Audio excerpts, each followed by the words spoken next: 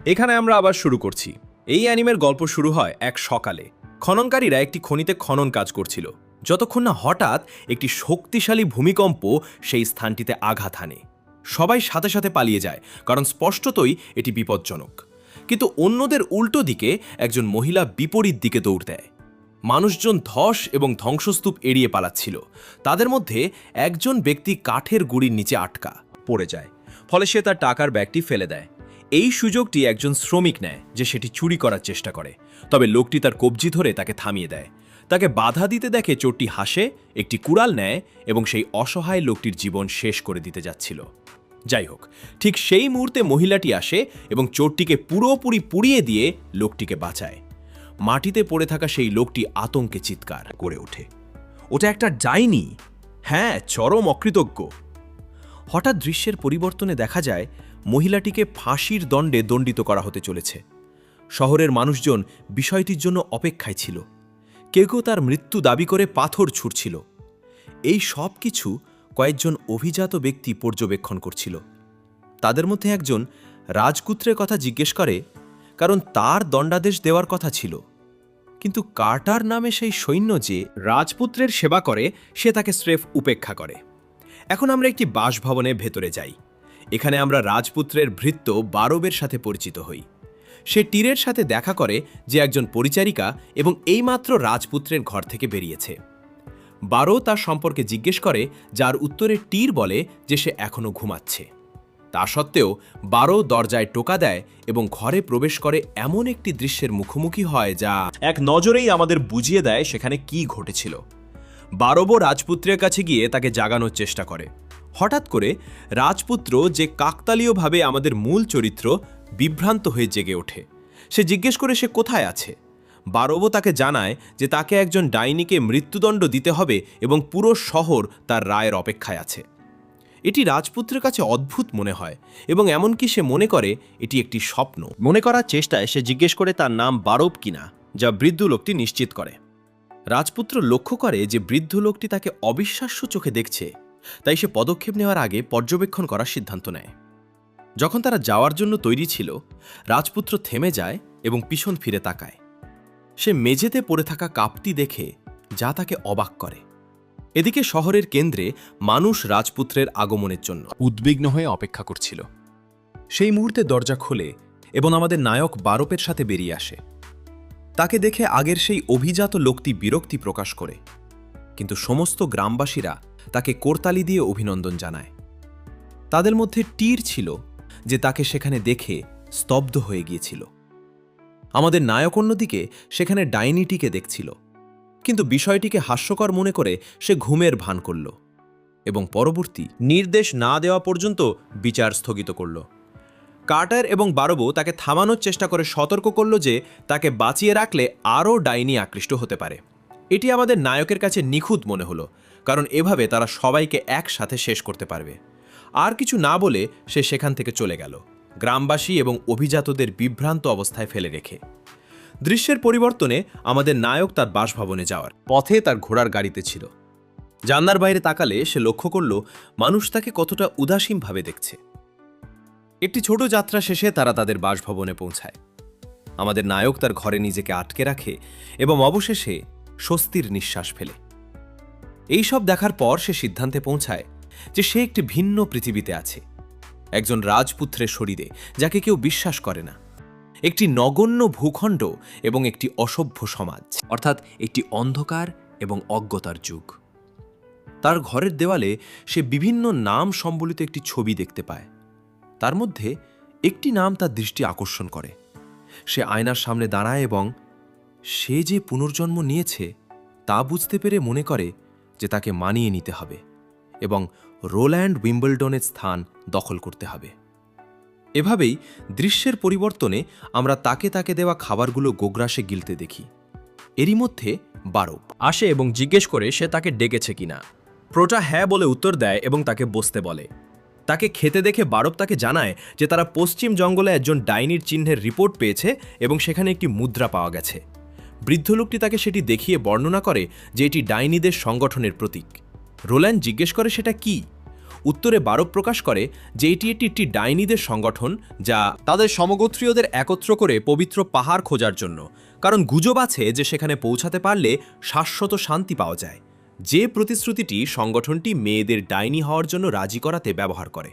আরও বেশি, সে তাকে জিজ্ঞেস করে নবজাতকদের নিখোঁজ হওয়ার কথা তার মনে আছে কিনা, কারণ বলা হয় যে তারাই অপরাধী ছিল।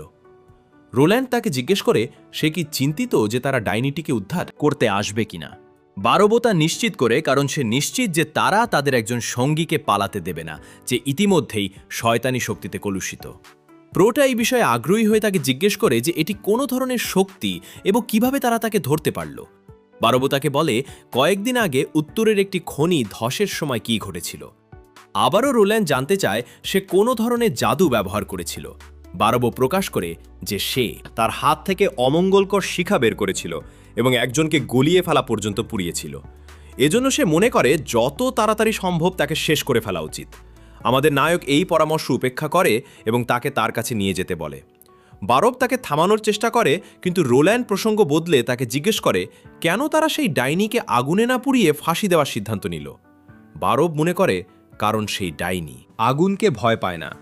পরবর্তী দৃশ্যে রোল্যান্ডকে মাটির নিচের অন্ধকূপে নামতে দেখা যায় যেখানে ডাইনিটি আছে। কার্টার তাকে বোঝানোর চেষ্টা করে, কিন্তু আমাদের প্রোটা তার সতর্কবাণী উপেক্ষা করে এবং তাকে তার কাছে নিয়ে যেতে বলে। ছোট একটি পথ অতিক্রম করে তারা ডাইনির সেলে পৌঁছায়। একজন রক্ষী দরজা খোলে এবং আমাদের নায়ক ভেতরে প্রবেশ করে। কার্টার তাকে রক্ষা করার জন্য সামনে দাঁড়ায়, কিন্তু তার ভয় স্পষ্ট বোঝা যাচ্ছিল। সেই মুহূর্তে ডাইনিটি মাথা তোলে এবং উঠে দাঁড়ায়। সাথে সাথে কার্টার তার তলোয়ার বের করে আক্রমণের জন্য প্রস্তুত হয়, কিন্তু আমাদের নায়ক তাকে শান্ত করে। সে ডাইনিটি কাছে যায় এবং তার নাম জিজ্ঞেস করে। তার আগে নিজেকে সীমান্ত শহরের প্রভু হিসেবে পরিচয় দেয়। হ্যাঁ, আমাদের নায়ক একদম একজন ভদ্রলোক। ডাইনিটি তার নাম প্রকাশ করে, যা হলো আনা। রোল্যান্ড তাকে জিজ্ঞেস করে সেদিন খনিতে কি ঘটেছিল। আনা তাকে বলে যে তার বাবা সেই খনিতে কাজ করত যখন ধস নেমেছিল। সে একটি পাথরের নিচে আটকা পড়েছিল যা তার পা পিষে দিচ্ছিল, এবং তার সাথে অন্য একজন খনি শ্রমিক ছিল যে তার সারা জীবনের সঞ্চয় চুরি করার সুযোগ নিতে চেয়েছিল। তার বাবা তাকে থামানোর জন্য তার সমস্ত শক্তি দিয়ে লড়াই করেছিল, এবং যখন শেষ পর্যন্ত সে তাকে খুঁজে পায়, সে দেখে সেই খনি শ্রমিক তার জীবন শেষ করার জন্য কুড়াল তুলছে, তাই তার কাছে তার জীবন শেষ করা ছাড়া আর কোনো উপায় ছিল না। তার গল্প শোনার পর রোল্যান্ড তাকে জিজ্ঞেস করে কিভাবে তাকে ধরা হলো। ডাইনিটি কাঁপতে কাঁপতে উত্তর দেয় যে তাকে ফাঁসানো হয়েছে। রোল্যান্ড জানতে চায় কে ছিল সে, তবে সে উত্তর দেয় না। বারবো আমাদের নায়কের কাছে আসে এবং জানায় যে তাকে তার নিজের বাবা ফাঁসিয়েছে। এটি রোল্যান্ডকে বিভ্রান্ত করে, কিন্তু বারবো তাকে বলে যে নিশ্চয়ই সে পুরস্কারের জন্য এটি করেছে, যেহেতু যে ব্যক্তি একজন ডাইনিকে খুঁজে বের করবে এবং অভিযোগ করবে সে 25টি সোনার ড্র্যাগন পায়, যা এমন একজনের জন্য যার পা ভাঙা একটি জীবন বীমার মতো। এটি বাদ দিয়ে রোল্যান্ড জিজ্ঞেস করে অন্য খনি শ্রমিকটি কি প্রাপ্তবয়স্ক ছিল, যেহেতু সে জানতে চায় কিভাবে সে তাকে শেষ করল। আনা স্বীকার করে যে সে সেই শক্তি দিয়ে এটি করেছে যাকে তারা শয়তানের শক্তি বলে। এটি শুনে রক্ষীরা এবং কার্টার সতর্ক হয়ে যায়, তবে রোল্যান্ড একটুও বিচলিত হয় না এবং তাকে সেটি দেখাতে বলে। কার্টার এবং বারবো এই সিদ্ধান্তের প্রতিবাদ করে, তাকে মনে করিয়ে দেয় যে পবিত্র শাস্তি পাথর তাকে আটকে রেখেছে, এবং যদি তাকে মুক্ত করা হয় তবে এর ফলাফল অকল্পনীয় হতে পারে। এমনকি ডাইনিটিও আমাদের প্রোটাকে বলে যে তার নিজের কৌতূহল তাকে মেরে ফেলতে পারে। রোল্যান্ড এটি উপেক্ষা করে এবং তাকে বলে যে সে যদি কোনো অমঙ্গলকর শয়তান হতো তবে সে তাকে না মেরে তার বাবাকে মারত। আনা মাথা নেড়ে অস্বীকার করে এবং কাঁদতে শুরু করে। রোল্যান্ড অপেক্ষায় ক্লান্ত হয়ে যায়, তাই সে তার কাছে যায় এবং আবার তাকে তার শক্তি দেখাতে বলে। এভাবে সে জানতে পারবে সে কি তার করুণা পাওয়ার যোগ্য, নাকি সে এক নীচ শয়তান যে অভিনয় করতে জানে। এটি বলে সে তার পরা কলারটির কাছে হাত নেয়। কার্টার তাকে থামানোর চেষ্টা করে, কিন্তু ধস্তাধস্তিতে কলারটি ছিঁড়ে যায় এবং ডাইনিটি তার সমস্ত শক্তি প্রকাশ করে। সাথে সাথে কার্টার রোল্যান্ডকে ধরে একটি নিরাপদ জায়গায় নিয়ে যেতে চায়, তবে সে নড়তে অস্বীকার করে, আগুনের দিকে ইশারা করে এবং দেখায় কিভাবে এটি ছড়াচ্ছে না। এটি দেখে সে বুঝতে পারে যে সে তাদের ক্ষতি না করার জন্য সতর্কভাবে এটি নিয়ন্ত্রণ করছে। তারা কয়েক সেকেন্ড ধরে দেখে কিভাবে লোহার শিকগুলো তীব্র আগুনে গলে যাচ্ছে। রোল্যান্ড মহিলার দিক থেকে দৃষ্টি সরায় না, এবং যখন অবশেষে আগুন থেমে যায়, আনা তাকে জিজ্ঞেস করে সে কি তাকে মেরে ফেলবে। এখন যেহেতু তার কৌতূহল মিটেছে, রোল্যান্ড একটি শব্দ উচ্চারণ করে না, তার কাছে যায় এবং তাকে তার আলখাল্লা দিয়ে ঢেকে দেয়। উত্তর দেয় যে আসলে সে তাকে কাজে নিতে চায়। ঠিক তাই, সে বন্দী হিসেবে প্রবেশ করেছিল এবং চাকরি নিয়ে বের হলো। কি দারুণ সরকার! এখন আমরা দৃশ্য পরিবর্তন করি। রোল্যান্ড তার ঘরে থার্মোডায়নামিক্সের আইন সম্পর্কে যা জানে তা একটি কাগজে লিখছিল। একটি সংক্ষিপ্ত বিশ্লেষণ করার পর সে সিদ্ধান্তে পৌঁছায় যে আনার শক্তি সে যা করতে চলেছে তার জন্য উপযুক্ত। এরই মধ্যে বারবো দরজায় টোকা দেয়। রোল্যান্ড তাকে ভেতরে আসতে বলে এবং সে তাকে যে কাজের দায়িত্ব দিয়েছিল সে সম্পর্কে জিজ্ঞেস করে।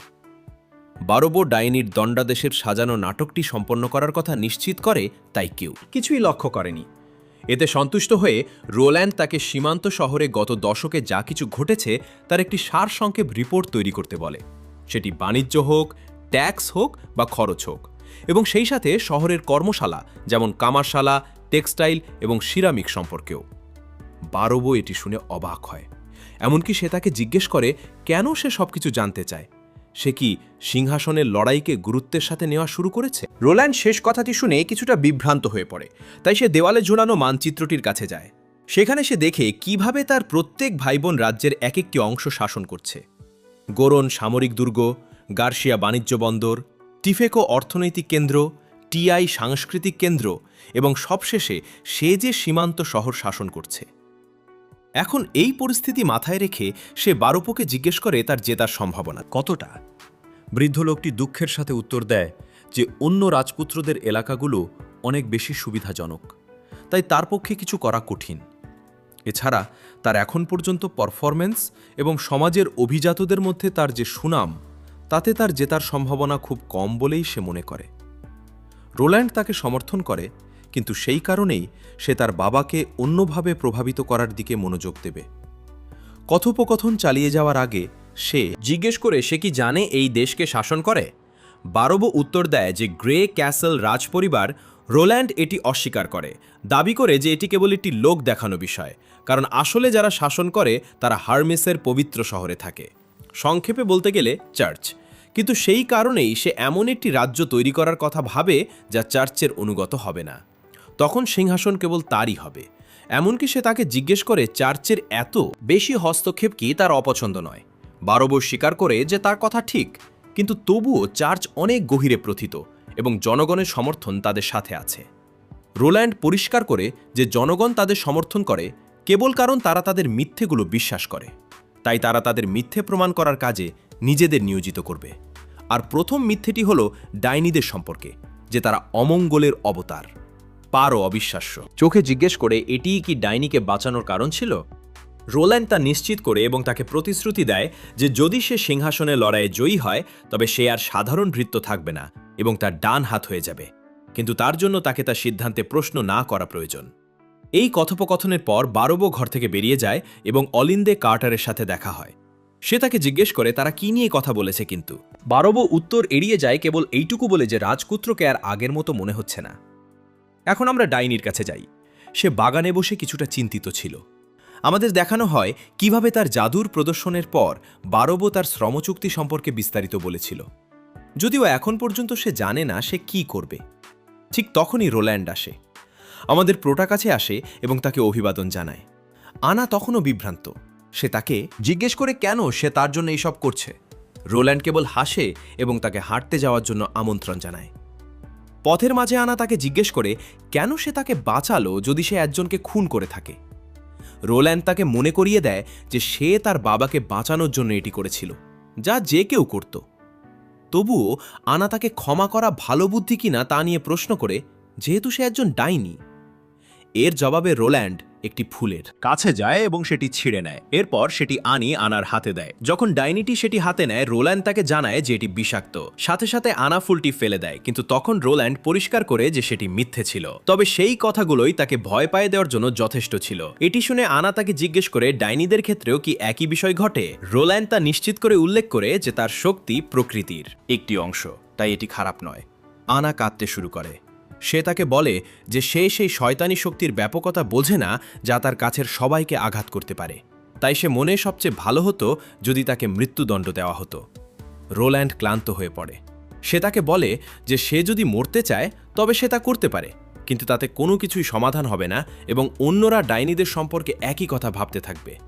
তবে সে অন্য পথটি বেছে নিতে পারে, যেখানে সে এমন এক পৃথিবীতে বিশ্বাস করবে যেখানে ডাইনিরা কোনো ভয় ছাড়াই শান্তিতে বাস করতে পারবে।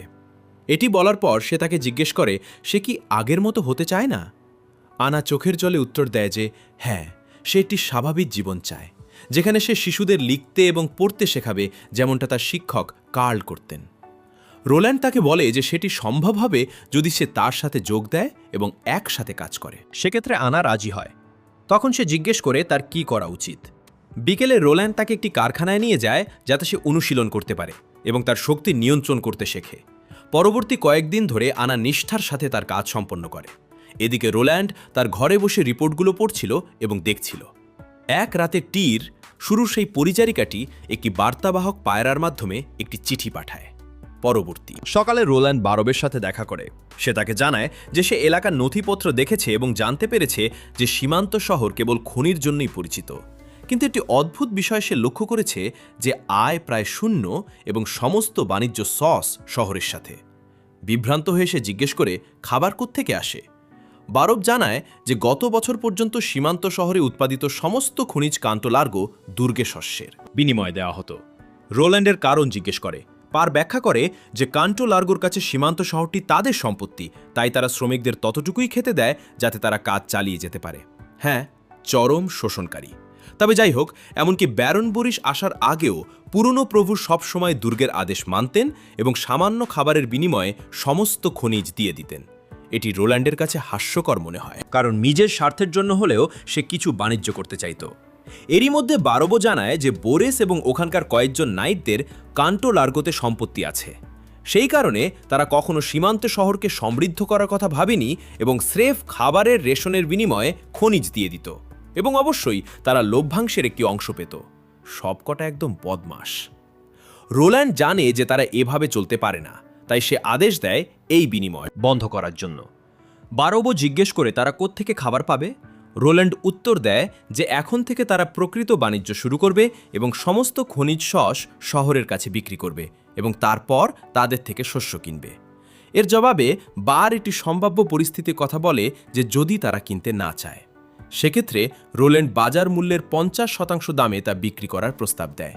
এভাবে তারা একটি ভালো প্রাথমিক পুঁজি পাবে এবং ধীরে ধীরে বাজার দখল করবে। এই প্রসঙ্গে বারবো জিজ্ঞেস করে তারা পরে এত কম দাম দিয়ে কি করবে। রোল্যান্ড অন্য জায়গায় বিক্রি করার পরামর্শ দেয়। যাই হোক, তারা লাল নদীর উৎসমুখে আছে, যে নদী পুরো দেশকে অতিক্রম করে। তাই যখন তাদের একটি ভালো নৌবহর হবে তারা পুরো দেশে ছড়িয়ে পড়বে এবং অবশ্যই লাল নদী হবে তাদের সিল্ক রুট। বারবো স্বীকার করে যে তার পরিকল্পনা ভালো, কিন্তু সে এও মনে করে যে এটি ধরা হতে পারে যে তারা দুর্গ থেকে চুরি করছে এবং যদি তা হয় তবে শীতে তারা হয়তো তাদের সেখানে থাকতে দেবে না। রোল্যান্ড প্রশ্ন করে কেন তাদের সেই জায়গায় শীত কাটাতে হবে। বারব তাকে মনে করিয়ে দেয় যে এটি শয়তানি চাঁদের কারণে। প্রতি বছর তুষারপাতের বসন্তের পর ড্র্যাগন পাহাড়ে নরকের দরজা খুলে যায় এবং শয়তানি শক্তি কুয়াশার জঙ্গলের পশুদের কলুষিত করে এবং তারা বন্য পশুতে পরিণত হয় এবং স্পষ্টভাবে রক্তপিপাসু পশু যারা পূর্ব দিকে আক্রমণ করে তাদের পথের সব কিছু ধ্বংস করে দেয়। কিন্তু যেহেতু সীমান্ত শহরে কোনো প্রাচীর নেই, তাদের কাছে শীত কাটানোর আর কোনো উপায় থাকে না। কান্টো লার্গো দুর্গে আশ্রিত হয়ে থাকতে হয়। রোল্যান্ড বুঝতে পারে যে যদি তারা এই সমস্যার সমাধান না করে তবে তারা এগোতে পারবে না এবং সিংহাসনের লড়াই তো দূরের কথা। সে সাথে সাথে কার্টারকে ডাকতে পাঠায়। এরপর রাজকীয় কক্ষে তার সামনে শয়তানি চাঁদের থেকে বেঁচে ফেরা 3 ব্যক্তি উপস্থিত হয়। 2 জন টহল দলের প্রধান যারা আগুনের সংকেত দেওয়ার দায়িত্বে থাকে এবং একজন শিকারী যে সেই পশুদের মোকাবিলা করেছে এবং 2টির প্রাণ নিয়েছে। রোল্যান্ড সংকেত দেওয়ার পদ্ধতি সম্পর্কে জিজ্ঞেস করে শুরু করে। প্রথম লোকটি উত্তর দিতে গিয়ে তোতলামি করে, তাই সে দ্বিতীয় জনকে বলতে বলে। সে ব্যাখ্যা করে যে তারা ড্র্যাগন পাহাড়ের দক্ষিণ ঢালে টহল দেয় এবং যদি পশুদের চিহ্ন পায় তবে সংকেত জ্বালিয়ে দেয়। এরপর তারা নৌকায় করে চলে যায় এবং দুর্গে গিয়ে জড়ো হয়। এই শেষ বিষয়টি আমাদের নায়কের দৃষ্টি আকর্ষণ করে। সে জিজ্ঞেস করে পশুরা কি তাদের জলে আক্রমণ করে না। সৈনিকটি উত্তর দেয় যে না, এবং সে কখনো কাউকে জল পার হতে দেখেনি। এটি মাথায় রেখে রোল্যান্ড প্রতিটি শয়তানি চাঁদের স্থায়িত্ব সম্পর্কে জিজ্ঞেস করে। সৈনিকটি উত্তর দেয় যে এটি সাধারণত 2 থেকে 3 মাস স্থায়ী হয় তবে সবচেয়ে দীর্ঘ সময় ছিল 2 বছর আগে, যার স্থায়িত্ব ছিল 4 মাস। সেই ঘটনায় অপুষ্টির কারণে অনেক মানুষ মারা গিয়েছিল। এটি রোল্যান্ডকে বিভ্রান্ত করে, কারণ তারা কান্টো লার্গোতে আশ্রিত ছিল। সৈনিকটি তাকে বুঝিয়ে বলে যে দুর্গের লোকেরা তাদের দেওয়া খনিজ অনুযায়ী খাবার দিত, এবং যদি তারা পরিমিতভাবে খেত তবে সেই খাবার টেনে টুনে 3 মাস চলত। সেই কারণে শেষ মাসে সেই হারামিরা বসে বসে তারা কিভাবে না খেয়ে মারা যাচ্ছে তা দেখেছিল। সত্যি বলতে কি, ওরা সব বদমাশ। রোল্যান্ড মনোযোগ দিয়ে সব শোনে। এরপর সে শিকারীর কাছে যায়, তাকে জিজ্ঞেস করে সে কোনো ধরনের পশুদের শেষ করেছে। শিকারী উত্তর দেয় যে সেগুলো ছিল বুনো শুয়োর এবং নেকড়ের মতো কিছু। সে আরও ব্যাখ্যা করে যে পশুরা হলো পরিবেপ্ত হওয়া প্রাণী, এবং পরিবেপ্ত হওয়ার আগে তারা কতটা হিংস্র ছিল তার উপর ভিত্তি করে তাদের হারানো কঠিন হয়। তবে সে পরিষ্কার করে দেয় যে ওগুলো সবচেয়ে ভয়ঙ্কর নয়, কারণ হাইব্রিডরা আছে, যারা সিংহের মতো শক্তিশালী, ঈগলের ডানা আছে, এবং যাদের ঘ্রাণ শক্তি আপনাকে খুঁজে পেতে সক্ষম, আপনি যতই লুকিয়ে থাকুন না কেন। রোল্যান্ড ধারণা করে যে ওই ধরনের খুব বেশি নেই। শিকারী তা নিশ্চিত করে প্রতি শয়তানি চাঁদে প্রায় 3টির মতো বলে হিসাব দেয়। তবে সে পরিষ্কার করে যে ওই পশুগুলো কেবল নিচু উচ্চতায় উড়তে পারে, না হলে দেওয়ালও তাদের বাঁচাতে পারত না। সমস্ত তথ্য শোনার পর রোল্যান্ড তার নাম জিজ্ঞেস করে। শিকারী নিজেকে স্টিল এক্স হিসেবে পরিচয় দেয়। হ্যাঁ, জবরদস্ত নাম। রোল্যান্ড তাকে তার সাহসের জন্য অভিনন্দন জানায় এবং ধন্যবাদ হিসেবে 3 জনকে 10টি করে রূপোর মুদ্রা দেওয়ার নির্দেশ দেয়। তারা 3 জন চলে যাওয়ার পর পোপ্রোটা কার্টারকে তার সাথে আসতে বলে। তারা দুজনেই সেই জায়গায় পৌঁছায় যেখানে সংকেত জ্বালানো হয়। প্রোটা ভূখণ্ড বিশ্লেষণ করে এবং কার্টারকে জিজ্ঞেস করে সেই জায়গা থেকে নদীর দূরত্ব কত। কার্টার প্রায় 2000 ফুট বলে হিসাব দেয়। এই সব কিছুর মধ্যে সে জিজ্ঞেস করে কেন সে এলাকাটি পরিদর্শন করছে। সে কি সীমান্ত শহরে শীত কাটানোর কথা ভাবছে? রোল্যান্ড তা নিশ্চিত করে প্রতিশ্রুতি দেয় যে সে সীমান্ত শহর রক্ষা করবে এবং পশুদের পরাজিত করবে। কার্টার জিজ্ঞেস করে সেটি কিভাবে হবে। তখন রোল্যান্ড প্রকাশ করে যে সে মানব জাতির দেখা এখন পর্যন্ত সবচেয়ে বড় প্রাচীর তৈরি করার কথা ভাবছে। অফিসে কাজ করার সময় বৃদ্ধ লোকটি আমাদের মূল চরিত্র, এবং তার এই নাটকীয় পরিবর্তন নিয়ে ভাবা থামাতে পারছিল না। কারণ কিছুদিন আগেও সে ছিল একজন সাধারণ মদ্যপ যে নিজের জীবন উপভোগ করতেই ব্যস্ত থাকত এবং সমস্ত কাজ তার উপর ছেড়ে দিত। এমনকি সে স্বীকার করে যে এই দায়িত্ব গ্রহণ করার জন্য সে অনুতপ্ত ছিল। কিন্তু এখন তার মনে হচ্ছে যে সবকিছু ভিন্ন, কারণ ডাইনিটিকে বাঁচানোর পর থেকে সে এক অসাধারণ কৌশলগত মস্তিষ্কের পরিচয় দিয়েছে। সে এমনভাবে এগিয়েছে যে নিজের নাজুক পরিস্থিতি এড়িয়ে সরাসরি ধর্মীয় ক্ষমতার দিকে লক্ষ্য স্থির করেছে। সামনে কি ঘটবে তা জানার কৌতূহল নিয়ে সে আশা করে যে একটি প্রাচীর তৈরি করার ব্যাপারে আমাদের নায়কের পরিকল্পনা যেন সফল হয়। অন্যথায় এখন পর্যন্ত তার সমস্ত পরিশ্রম বৃথা যাবে। শুধু এই কথা ভেবেই সে অবাক হয় যে এটি কিভাবে সম্ভব হবে। এখন আমরা কার্টারের কাছে যাই। সে কাজের অগ্রগতি তদারকি করার আদেশ পেয়েছে। রোল্যান্ড আদেশ দিয়েছিল যেন উত্তর পাহাড়ের খনি থেকে চুনা পাথর আনা হয়, যা কাদার সাথে সমানভাবে মেশানো হবে। এর পরপরই এটি চুল্লিতে পাঠানো হবে, যেখানে আনা বাকিটা সামলাবে। এভাবেই আমরা ডাইনিটিকে তার জাদু অত্যন্ত নিয়ন্ত্রিতভাবে ব্যবহার করতে দেখি। কয়েক ঘন্টা পর আনা ঘর থেকে বেরিয়ে এলো। রোল্যান্ড ভেতরে গিয়ে পরীক্ষা করল। যখন দেখল সবকিছু ঠিক আছে, তখন সে কার্টারকে আদেশ দিল এমন কাউকে খুঁজতে যে এই খনিজ গুঁড়ো করবে এবং জিপসামের সাথে মিশিয়ে পাউডার তৈরি করবে। বিকেলের মধ্যে মিশ্রণটি তৈরি হয়ে গেল। কার্টার জিজ্ঞেস করল সে এটি দিয়ে কি করতে যাচ্ছে। রোল্যান্ড শুধু হাসল এবং আনাকে বলল যে এবার সে তাকে জাদু দেখাবে। বিভ্রান্ত হয়ে আনা জিজ্ঞেস করল সেও কি জাদু ব্যবহার করতে পারে কিনা। রোল্যান্ড উত্তর দিল হ্যাঁ, তবে তার জাদুর নাম হলো বিজ্ঞান। এটি বলে সে কার্টারকে সেই পাউডার জলের সাথে মিশিয়ে পাথরের ওপর ঢেলে দিতে বলল, যাতে ফাঁকা জায়গাগুলো ভরাট হয়ে যায়। কার্টার সন্দিহান হয়ে প্রশ্ন করল সে যা ভাবছে তা কাজ করবে কিনা। রোল্যান্ড তাকে কথা শুনতে বলল এবং জানাল যে আগামীকাল তারা ফলাফল দেখবে। পরের দিন তারা আবার সেই জায়গায় ফিরে এলো।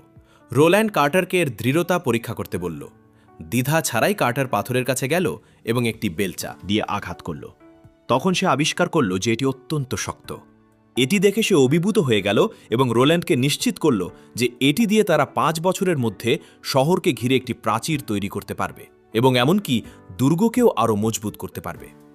এর জবাবে রোল্যান্ড উল্লেখ করল যে সে আরও অনেক কিছু তৈরির কথা ভাবছে, যেমন সমস্ত অধিবাসীদের জন্য একটি ঘর। এই কথাগুলো বলে সে আনাকে প্রতিদিন 1 লট তৈরি করার এবং কার্টারকে 3 মাসের মধ্যে প্রাচীর শেষ করার দায়িত্ব দিল। চলে যাওয়ার আগে কার্টার তাকে থামিয়ে সেই অলৌকিক অ্যালকেমিক্যাল পাউডারের নাম জিজ্ঞেস করল। রোল্যান্ড কয়েক সেকেন্ড ভাবল এবং সিদ্ধান্ত নিল যে এর নাম হবে সিমেন্ট। হ্যাঁ, এই নামটা আমার কাছে খুব পরিচিত মনে হচ্ছে। দিন গড়ানোর সাথে সাথে রোল্যান্ড প্রাচীর তৈরির কাজ তদারকি করতে সেই জায়গায় পৌঁছালো। যাই হোক, সে সেখানে গিয়ে এক অপ্রীতিকর বিস্ময়ের সম্মুখীন হল। কাজের কোনো অগ্রগতিই হয়নি এবং যা কিছু করা হয়েছে তা ভুলভাবে তৈরি। কার্টারের দায় নিজের কাঁধে নিল, কিন্তু বারোবো তাকে সমর্থন করে বলল যে এই ধরনের কাজের জন্য একজন অভিজ্ঞ স্থপতির প্রয়োজন। তাই রোল্যান্ড আদেশ দিল যেন যত দ্রুত সম্ভব একজন প্রধান রাজমিস্ত্রি খোঁজা হয়। দৃশ্যের পরিবর্তনে একজন লোক শহরের মধ্য দিয়ে হাঁটছিল এবং আনা ও অন্যান্য মেয়েদের সাথে কাটানো মুহূর্তগুলো মনে করছিল। তার স্মৃতির মধ্যে সেই মুহূর্তটি ফুটে উঠল যখন তার এক ছাত্রী চোখে জল নিয়ে তার অফিসে ঢুকেছিল, কারণ সে আবিষ্কার করেছিল যে সে নিজেও একজন ডাইনি, যা লোকটিকে স্তব্ধ করে দিয়েছিল। হঠাৎ দূরে এক ব্যক্তির ডাকে তার চিন্তা বাধাগ্রস্ত হল। লোকটি তাকে রাজপুত্রের দেওয়া ঘোষণাটি পড়তে সাহায্য করতে বলল। লোকটি কাছে গিয়ে আবিষ্কার করল যে তারা প্রাচীর তৈরির জন্য লোক নিয়োগ করছে, যার মধ্যে একজন প্রধান রাজমিস্ত্রিও আছে। শেষের কথাটি দেখে লোকটি সেখান থেকে দৌড়ে পালালো। বারোবো রোল্যান্ডকে জানাল যে তারা একজন প্রধান রাজমিস্ত্রি খুঁজে পেয়েছে, কিন্তু অবাক হয়ে বলল যে সে হলো স্থানীয় স্কুলের শিক্ষক। আমাদের নায়ক এতে গুরুত্ব না দিয়ে তাকে উপস্থিত করার আদেশ দিল।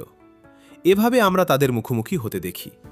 শিক্ষকটি নিজের পরিচয় দিল কার্ল ভ্যান ডি হিসাবে এবং দাবি করল যে সে গ্রে ক্যাসেলের বাঁধ রক্ষণাবেক্ষণ করেছে, রাজপ্রাসাদের নকশা ও নির্মাণ করেছে এবং সরকারি স্থাপনা মেরামত করেছে। এটি শুনে বারোবো উল্লেখ করল যে গ্রে ক্যাসেলের কাজগুলো রাজমিস্ত্রিদের গিল্ড অফ স্টোন কাটার্স অধীনে ছিল, তাই সে জানতে চাইল সে তাদের অন্তর্ভুক্ত কিনা। কার্ল তা নিশ্চিত করল। তখন রোল্যান্ডের মনে পড়ল যে দুর্গের থিয়েটার তৈরির সময় একটি ধস নেমেছিল, যার ফলে পুরো গিল্ডকে দোষী সাব্যস্ত করে সবাইকে মৃত্যুদণ্ড দেওয়া হয়েছিল। কার্ল জানাল যে এটি কেবল অর্ধসত্য, কারণ প্রশাসক ঘুষ নিয়েছিল এবং তাদের পাথরের ধরন পরিবর্তন করার আদেশ দিয়েছিল, যা শেষ পর্যন্ত দুর্ঘটনার কারণ হয়েছিল। অবশ্যই তারা বারবার সতর্ক করেছিল যে সেই পাথর ব্যবহারে কাঠামোগত ঝুঁকি আছে, কিন্তু কেউ তাদের কথা শোনেনি। দুর্ঘটনার পর তারা তদন্তকারীকে পরিস্থিতি বুঝিয়ে বলেছিল, কিন্তু যখন প্রশাসককে জেরা করা হলো তখন সে আত্মপক্ষ সমর্থন করে বলল যে সে কেবল সেই পরিবর্তনের মাধ্যমে টাকা বাঁচানোর চেষ্টা করছিল। বিবৃতির সময় কর্তৃপক্ষ তাকে নির্দোষ বিবেচনা করল, কিন্তু গিল্ডের সবাইকে মৃত্যুদণ্ড দেওয়া হলো। যাই হোক, যখন সে জানতে পারল কি ঘটছে, সে রাতের অন্ধকারে পালিয়ে গিয়েছিল এবং নিজের পরিচয় গোপন করেছিল। এটি জেনে রোল্যান্ড জিজ্ঞেস করল তার সামনে আসার কারণ কি। সম্ভবত তার একটি বিশেষ উদ্দেশ্য আছে, কিন্তু আপাতত সে তা বলতে পারছে না। এইসব শোনার পর রোল্যান্ড বারোবের মতামত চাইল। সে লোকটিকে ক্ষমা করে দেওয়ার পক্ষে মত দিল, কারণ তাদের শ্রমিকের প্রয়োজন। তাই রোল্যান্ড তাকে ক্ষমা করে দিল এবং কার্লোকে প্রশাসক হিসেবে নিয়োগ করল। সময় নষ্ট না করে সে তাকে মানচিত্র এবং তার নির্মাণ পরিকল্পনা দেখালো। কার্ল, যেহেতু সে জানত রাজপুত্র পশুদের ঠেকানোর জন্য প্রাচীর তৈরি করতে চায়, তাই সে উচ্চতা ও প্রস্থ কমিয়ে একটি পরীক্ষা তৈরির পরামর্শ দিল, যা 1.5 মাসের মধ্যে শেষ করা সম্ভব। যাই হোক, পাথর কাটার জন্য সময় কম থাকায় প্রাচীর শেষ করার বিষয়ে সে সন্দেহ প্রকাশ করল। এর উত্তরে রোল্যান্ড জিজ্ঞেস করল, পর্যাপ্ত পাথর থাকলে সে কি কাজ শেষ করতে পারবে? কার্ল হ্যাঁ বলল। তখন রোল্যান্ড তাকে তার সৃষ্টি দেখালো। সে তাকে সেই জায়গায় নিয়ে গেল যেখানে সে পরীক্ষাটি করেছিল। কার্ল এর কাঠিন্য দেখে বিস্মিত হল এবং এটি মাথায় রেখে নিশ্চিত করল যে তারা 3 মাসের মধ্যে কাজ শেষ করতে পারবে। আর কোনো কথা না বলে রোল্যান্ড বাকি দায়িত্ব তাকে দিয়ে দিল। কার্ল তার উল্লেখ করা বিষয়টি নিয়ে কথা বলার জন্য 1 মুহূর্ত সময় চাইল, কিন্তু ঠিক তখনই আনা হাজির হল। কার্ল যখন তাকে দেখল, সে এক বিশাল স্বস্তি অনুভব করল। সে স্বীকার করল যে এই পুরোটা সময় সে দুঃস্বপ্ন দেখেছে। আমাদের নায়কের প্রতি কৃতজ্ঞ হয়ে সে তার সামনে হাঁটু গেড়ে বসল। রোল্যান্ড তাকে উঠে দাঁড়াতে বলল এবং পরিষ্কার করে দিল যে তার কাছে ডাইনিরা অমঙ্গলের অবতার নয়, তাই সে ডাইনি শিকারে যোগ দেওয়ার কথা ভাবছে না। এটি জেনে শিক্ষক সত্যটি প্রকাশ করার সিদ্ধান্ত নিল। আরেকজন ডাইনি আবির্ভূত হয়েছে। সে হলো তার ছাত্রী নানওয়া। এটি শুনে উপস্থিত সবাই কিছুটা ভয় না পেয়ে পারল না। বারোবো জানত যে এটি যদি অন্য কোথাও হতো তবে ডাইনিদের নিয়ে এক রক্তক্ষয়ী শিকার শুরু হতো, কিন্তু রাজপুত্রের ক্ষেত্রে সে এখন কি করবে তা জানতে সে কৌতূহলী। রোল্যান্ড কেবল হাসল। কার্ল এগিয়ে এসে অনুরোধ করল যেন নানওয়াকেও সে নিজের কাছে নেয়। দেখল যে সে ভুল ধারণা পোষণ করছে, তাই রোল্যান্ড পরিস্থিতি পরিষ্কার করে বলল যে সে কেবল আনার প্রয়োজন ছিল বলেই তাকে বাঁচিয়েছে। কার্ল আবারও এটি ভুল বুঝল এবং প্রতিশ্রুতি দিল যে ভবিষ্যতে নানওয়াও তাকে সন্তুষ্ট করতে পারবে। এটি শুনে বারবো হাসল, কিন্তু রোল্যান্ড পরিষ্কার করে দিল যে আনা সেই সিমেন্ট তৈরির দায়িত্বে আছে যা সে এই মাত্র দেখল। কার্ল এটি শুনে অবাক হল। তখন আমাদের নায়ক নানোয়াকে তার কাছে নিয়ে আসা কথা বলল। যাওয়ার সময় বারবো সতর্ক করল যে নানোয়ার সাথে মোকাবিলা করা সহজ হবে না, কারণ সে একজন ব্যারনের মেয়ে। রোল্যান্ড সিদ্ধান্ত নিল যে ক্লাসের সময় কার্ল তার সাথে থাকবে। পরের দিন রান্নাঘরে মেয়েটি লজ্জা এবং অবিশ্বাস প্রকাশ করল, কিন্তু সবকিছু বদলে গেল যখন আনা এলো, যাকে নানোয়া ভালোবাসার সাথে জড়িয়ে ধরল এবং তার উপর আস্থা ফিরে পেল। খাওয়ার সময় রোল্যান্ড তাকে জিজ্ঞেস করল কিভাবে সে তার শক্তির কথা জানল। সে প্রকাশ করল যে একটি আহত পাখিকে সুস্থ করার চেষ্টা করার সময় এক অদ্ভুত শক্তি তাকে পুরোপুরি সারিয়ে তুলেছিল। কৌতূহলী হয়ে রোল্যান্ড তার ক্ষমতা পরীক্ষা করার জন্য আহত প্রাণী আনার আদেশ দিল। নানোয়া তাদের সুস্থ করে তুলল এবং প্রমাণ করল যে সে শারীরিক ক্ষত সারাতে পারে, যদিও সে হারানো অঙ্গ প্রত্যঙ্গ ফিরিয়ে আনতে পারে না বা মৃতকে জীবিত করতে পারে না।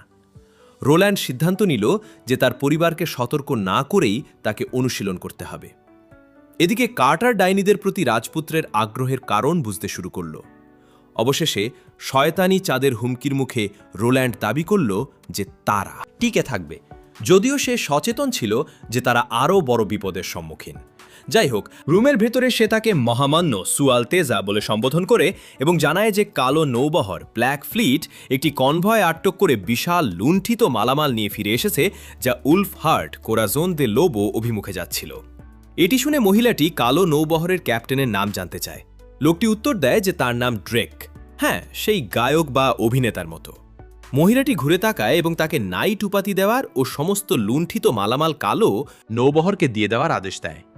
লোকটি নৌবহরের পক্ষ থেকে ধন্যবাদ জানায় এবং প্রসঙ্গ পরিবর্তন করে। সে জানায় যে মিশনটি ব্যর্থ হয়েছে, কারণ রাজপুত্র রোল্যান্ড বিষাক্ত মদ পান করে কেবল ঘুমিয়ে পড়েছিল এবং কিছুক্ষণ পরেই জেগে ওঠে। হ্যাঁ, এটি তাকে বিন্দুমাত্র প্রভাবিত করেনি।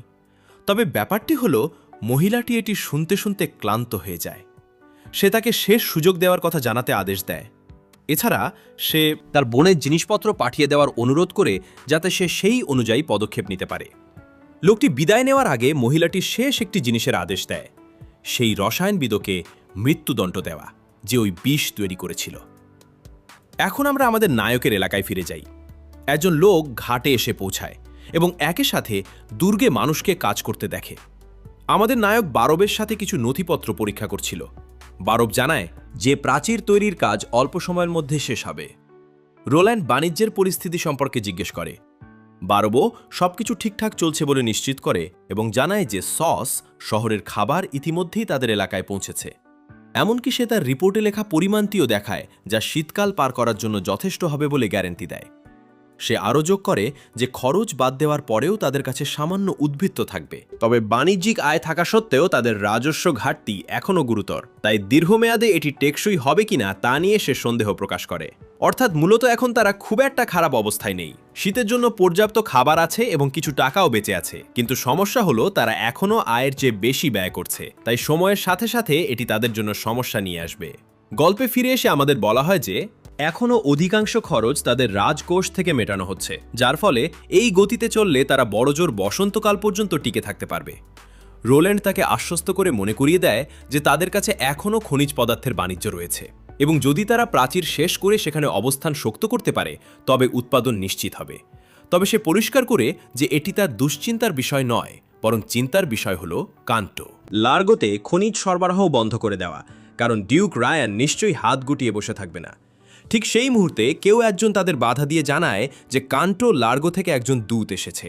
এর জবাবে রোল্যান্ড বারবো ও ভৃত্যদের সস শহরের খাবার দিয়ে অতিথির জন্য একটি ভোজ প্রস্তুত করার আদেশ দেয়, কারণ হ্যাঁ, প্রথমে খাবার দিয়েই জয় করতে হয়। এভাবে আমরা খাবারের টেবিলে পৌঁছাই। পরিচারিকারা ঘরটি সব ধরনের খাবার ও মিষ্টান্ন দিয়ে পূর্ণ করে দেয়। দূত এটি দেখে বিভ্রান্ত হয়ে যায়, তাই রোল্যান্ড তাকে খাওয়ার আমন্ত্রণ জানায়। হারমোন নামের সেই দূত লক্ষ্য করে যে রাজপুত্র চপস্টিক দিয়ে খাবার খাচ্ছে। সে জিজ্ঞেস করে এগুলো কি, যার উত্তরে রোল্যান্ড সেগুলোকে চপস্টিক হিসেবে পরিচয় দেয়। ও হ্যাঁ, কি এক মৌলিক নাম। সে ব্যাখ্যা করে যে যেহেতু তার প্রজারা দামি বাসনপত্রের খরচ মেটাতে পারে না, তাই এই সরঞ্জামগুলো সস্তা এবং অনেক বেশি স্বাস্থ্যকর, যা সে চায় পুরো সীমান্ত শহরের মানুষ ব্যবহার করতে শিখুক। এত কিছুর মধ্যেও সে খুব বেশি খাবার না থাকার জন্য ক্ষমা চায়। হারমোন তাকে জানায় যে দুশ্চিন্তা করার প্রয়োজন নেই, কারণ কান্টো লার্গোতেও এমন ভোজ উপভোগ করা সম্ভব হয় না। রোল্যান্ড ব্যাখ্যা করে যে এটি একটি স্বাগত ভোজ, যা তারা সচরাচর খায় না, কিন্তু যেহেতু সেদিনই সস শহর থেকে খাবার এসেছে, তাই সে সুযোগটি কাজে লাগিয়েছে। হারমোন খাবারের উৎসের নাম শুনে দ্বিধায় পড়ে যায়।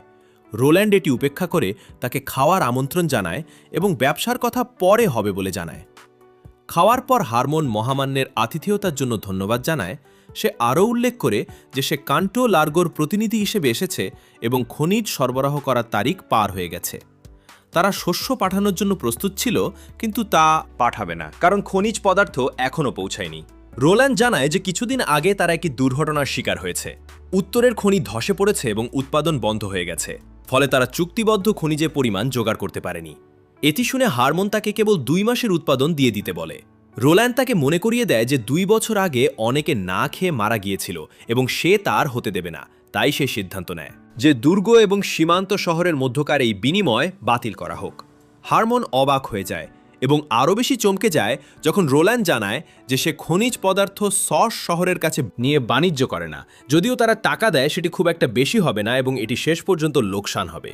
কান্টো লার্গো 1 শতাব্দীরও বেশি সময় ধরে পশ্চিমে কাজ করছে, যা সস শহরের তুলনায় উন্নয়ন এবং বাজারের আয়তনে অনেক বড়। তাই দীর্ঘমেয়াদে দুর্গের সাথে একমাত্র বাণিজ্যিক অংশীদার হওয়া তার জন্য লাভজনক হবে। হারমোন তাকে বাজার মূল্যের চেয়ে 30% কম দামে খনিজ কেনার প্রস্তাব দেয়, যেখানে উভয় পক্ষই লাভবান হবে এবং সে একজন দক্ষ ব্যবসায়ী হিসেবে নিজেকে জাহির করে। রোল্যান্ড জিজ্ঞেস করে সে যা বলল তা দুর্গের অভিজাত পরিবারগুলো মেনে নেবে কিনা। হারমোন জানায় যে সে নিশ্চিত নয়, তবে যেহেতু সে বৈদেশিক বাণিজ্য পরিচালনা করে, তাই সে পরিবারগুলোকে রাজি করানোর জন্য যথাসাধ্য চেষ্টা করবে। এটি শুনে রোল্যান্ড রাজি হয় এবং হারমোন যাওয়ার সময় মন্তব্য করে যে শীতের 2 মাস বাকি থাকতে সস শহর পর্যন্ত যাত্রা করা বিপজ্জনক হতে পারে এবং রোল্যান্ডকে ডিউক রায়ানের দৃষ্টিভঙ্গি গ্রহণ করার ও কিছু বিষয়ে সাবধান হওয়ার পরামর্শ দেয়। এর জবাবে আমাদের নায়ক জানায় যে তারা সস শহর বা কান্টো লার্গো কোথাও যাবে না, বরং তারা আত্মরক্ষার জন্য একটি প্রাচীর তৈরি করবে এবং গ্রে ক্যাসেল রাজ্যের নতুন সীমান্ত হয়ে দাঁড়াবে। হারমোন অবাক হয়ে তাকে মনে করিয়ে দেয় যে মহামান্যের এই সিদ্ধান্ত পুরো সীমান্ত শহরকে প্রভাবিত করবে। যদি কিছু ভুল হয় তবে তার প্রজারা পালাতে পারবে না। রোল্যান্ড তার উদ্বেগের জন্য ধন্যবাদ জানায় এবং হারমোন চলে যায়। আর হ্যাঁ, সত্যি বলতে আমাদের নায়ক অনেক বড় ঝুঁকি নিচ্ছে, কারণ তার পরিকল্পনা কাজ না করলে সবকিছু শেষ হয়ে যাবে। এই বৈঠকের পর রোল্যান্ড বারোবোকে পরিকল্পনা অনুযায়ী খাবার বিতরণ করতে বলে। অন্যদিকে হারমোন তার শহরে ফিরে গিয়ে রোল্যান্ডের সাথে হওয়া সব কথা জানায়, যে তারা একটি প্রাচীর তৈরি করছে এবং সে তার প্রজাদের নেতৃত্ব দিয়ে পশুদের পরাজিত করবে এবং সীমান্ত শহরকে গ্রে ক্যাসেল রাজ্যের নতুন সীমান্তে পরিণত করবে। হ্যাঁ, আমাদের নায়কের আকাঙ্ক্ষা কেবল একটি সাধারণ শহর হওয়ার চেয়েও অনেক বেশি। এটি শুনে একজন কর্মকর্তা উঠে দাঁড়ান এবং রোল্যান্ডের কাজগুলোকে শিশুসুলভ বলে সমালোচনা করেন। অন্য অভিজাতরাও হাসাহাসি করে বলতে থাকে যে এটি কেবল সময়ের ব্যাপার, যে ওই বোকা রাজপুত্র তাদের কাছে করুণার জন্য ভিক্ষা করতে আসবে। এরই মধ্যে ডিউক কথা বলা শুরু করেন। তিনি বরিসকে ডাকেন এবং প্রাচীরের ব্যাপারে কিছু জানেন কিনা জিজ্ঞেস করেন। বরিস জানায় যে কয়েকদিন আগে রাজপুত্র রোল্যান্ড রাজমিস্ত্রি ও শ্রমিক নিয়োগ করছিল, তবে সে ভেবেছিল সে হয়তো বাগান মেরামতের জন্য তাদের খুঁজছে, প্রাচীরের জন্য নয়। এটি শোনার পর ডিউক হারমোনকে জিজ্ঞেস করেন সে কি প্রাচীরটি দেখেছে। সে জানায় যে হ্যাঁ, কারণ সীমান্ত শহর ছাড়ার আগে সে সেটি পরীক্ষা করতে গিয়েছিল এবং দেখেছে যে তারা কুয়াশার জঙ্গলের ঠিক পাশেই এটি তৈরি করছে।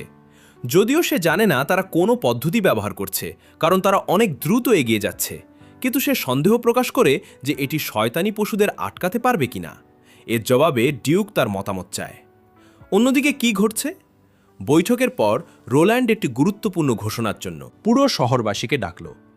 সে তাদের কান্টো লার্গো দুর্গের দূতের সাথে হওয়া বৈঠকের কথা জানালো, যেখানে তারা খনিজ সরবরাহের দাবি করেছিল। সে তাদের বলে যে সে বর্তমান উৎপাদন পরিস্থিতি বুঝিয়ে মধ্যস্থতা করার চেষ্টা করেছিল এবং শীত কাটানোর জন্য রসদ চেয়েছিল, কিন্তু দূত তা প্রত্যাখ্যান করেছে। তাই তারা 2 বছর আগের শয়তানি চাঁদের মতো কোনো খাবার পাবে না। আর হ্যাঁ, স্বাভাবিকভাবেই মানুষ দুশ্চিন্তায় পড়ে যায়। রোল্যান্ড আরও জানায় যে গ্রে ক্যাসেলের জ্যোতিষীরা সম্প্রতি সতর্ক করেছে যে এই শীতকাল আরও দীর্ঘ হবে। এটি হয়তো 4 মাসেরও বেশি স্থায়ী হতে পারে। অর্থাৎ সবকিছু যদি আগের মতোই চলতে থাকে, তবে 2 বছর আগের সেই ট্র্যাজেডি আবারও ফিরে আসবে এবং সেটি আরও ভয়াবহ হবে। তাই সে তাদের স্মৃতি হাতড়াতে এবং তৎকালীন সময়ে মারা যাওয়া তাদের প্রিয়জনদের কথা মনে করতে বলে। অভিজাতদের বৈঠকে ফিরে এসে হারম্যান মন্তব্য করে যে রাজপুত্র বাণিজ্যিক উদ্দেশ্যে প্রাচীরটি নির্মাণ করছে এবং তার লক্ষ্য সম্ভবত তাদের মুদ্রার বিনিময়ে বাণিজ্যে বাধ্য করা। তবে যেহেতু সে রাজপুত্র, তাই রাজপরিবারের সাথে দ্বন্দ্বে না জড়ানোই ভালো। সে ব্যাখ্যা করে যে যদি তারা রাজি হয় এবং বাজার মূল্যের চেয়ে 30% কম দামে খনিজ কেনে, তবে সেটি লাভজনক হবে এবং সীমান্ত শহর রক্ষা পেলে তাদেরও সুবিধা হবে, কারণ তারা পশুদের সাথে লড়াই করার খরচ বাঁচাতে পারবে। এছাড়া দুর্গ এবং শহরের মধ্যবর্তী বিশাল জমিতে চাষাবাদ করা যাবে। সে আরও উল্লেখ করে যে যেহেতু সিংহাসনের লড়াই 5 বছরে স্থায়ী হবে, রাজপুত্র রোল্যান্ড হাত গুটিয়ে বসে থাকবে না। তাই ওই সময়ের পর সীমান্ত শহর আরও সমৃদ্ধ হবে এবং এর অধিবাসীরা তার প্রজাই হয়ে থাকবে। ততক্ষণে ডিউকের কাছে রাজ্যের সবচেয়ে বড় ভূখণ্ড থাকবে। তাই সে খনিজ কেনা এবং প্রাচীর নির্মাণের জন্য লোক পাঠানোর পরামর্শ দেয়। আর হ্যাঁ, বৈঠকের অন্য সদস্যরা হাসাহাসি করে তাকে নির্বোধ বলে ডাকে, যার জবাবে ডিউক স্বীকার করেন যে এটি একটি ভালো পরিকল্পনা, কিন্তু পরিষ্কার করে দেন যে এটি একজন ব্যবসায়ীর মানসিকতা, কারণ তারা কেবল লাভ লোকসান দেখে। আসন থেকে উঠে দাঁড়িয়ে তিনি মন্তব্য করেন যে তিনি কেবল লাভের কথা ভেবে এতদূর আসেননি। তাই তিনি প্রশ্ন তোলেন যে কেন তিনি এমন একজনের সাথে আলোচনা করবেন যাকে তিনি নিয়ন্ত্রণ করতে পারেন না, কারণ যে আদেশ অমান্য করে সে শাস্তি পায়। তাছাড়া সীমান্ত শহর সমৃদ্ধ হলো কিনা তাতে তার কিছু যায় আসে না। সব কিছুর শেষে এটি তারই এলাকা, তাই কেউ এর লাগাম ধরতে পারবে না এবং রাজপুত্র তার ব্যতিক্রম নয়। প্রোটা তার প্রজাদের সামনে জোগাড় করা রসদগুলো তুলে ধরে নিশ্চিত করে যে এগুলো পুরো শীতকালের জন্য যথেষ্ট হবে। হ্যাঁ, অবশেষে একটি সুসংবাদ এবং অতীতের সেই ট্র্যাজেডির পুনরাবৃত্তি হবে না। মানুষ তাকে ধন্যবাদ জানায়, কিন্তু শান্তি তখনই বিঘ্নিত হয় যখন সে জানায় যে এখন তারা কান্টো লার্গোর শত্রু এবং এভাবেই তাদের আনন্দ ম্লান হয়ে যায়। তাই তাদের এখানেই থাকতে হবে এবং প্রতিরোধ করতে হবে। টিকে থাকার জন্য সে প্রাচীর নির্মাণের আদেশ দেয় এবং যারা লড়াই করতে সক্ষম তাদের বেতন ও পরিবারের সুরক্ষার প্রস্তাব দিয়ে আহ্বান জানায়। সে তাদের একটি স্পষ্ট পছন্দ। না খেয়ে মরা অথবা নিজের ঘর রক্ষা করা সত্যি বলতে খুব একটা বিকল্প নেই। এরপর আনা এবং নানোয়ার সাথে সে একটি মোমবাতি নিয়ে পরীক্ষা চালায় এবং প্রমাণ করে যে বিভিন্ন ধরনের গ্যাস রয়েছে, ব্যাখ্যা করে যে কৌতূহলী হল অগ্রগতির চাবিকাঠি। পরে সে অন্য একটি পরীক্ষার জন্য সরঞ্জাম চায়, কিন্তু যখন সে অবশেষে বিশ্রাম নেওয়ার চেষ্টা করে, ঠিক তখনই পেছন থেকে এক মহিলা আবির্ভূত হয় এবং তার গলায় তলোয়ার ঠেকিয়ে মহামান্যকে নড়াচড়া না করতে বলে। যাই হোক, আপনি যদি এতদূর পর্যন্ত এসে থাকেন, তবে কমেন্টে মহামান্য শব্দটি লিখুন, যাতে আমি বুঝতে পারি আপনি শেষ পর্যন্ত পৌঁছেছেন। পরের বার দেখা হবে।